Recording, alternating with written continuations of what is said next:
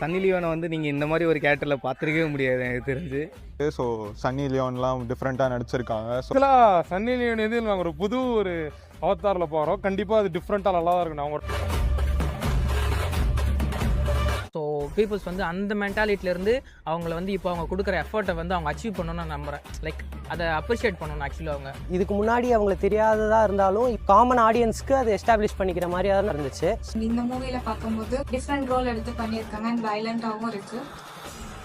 சனியில் வேற மாதிரி இருக்காங்க. இதில் ஃபுல்லாக த்ரில்லாக இருக்காங்க. அது சனியில் அந்த மாதிரி இருப்பாங்க பார்த்துக்கிறோம். இது வேற மாதிரி இருக்கு. சேஞ்ச் வரும் ப்ரோ. இந்த தமிழுக்கு மேலே படம் வச்சுருந்தாங்க, பேய் படம் வச்சுருந்தாங்க. அதில் பார்க்கும்போது இதை பார்க்க கொஞ்சம் டிஃப்ரென்ஸாக நல்லாயிருக்கும். நான் முன்னாடி ஓஎம்ஜி படம்லாம் பார்த்துக்கிறேன். ஸோ சன்னி லியோனோட ஆக்டிங் சைடு வேணால் இந்த படத்தில் வந்து எக்ஸ்ப்ளோர் பண்ணலாம் பொட்டன்ஷியல். அண்ட் இந்த மூவியில் வந்து அவங்களுக்கு என்ன ரோல் அண்ட் அவங்க கேரக்டர் என்னன்னு சொல்லிட்டு பார்க்கறதுக்கு ரொம்ப ஆசையாக இருக்குது.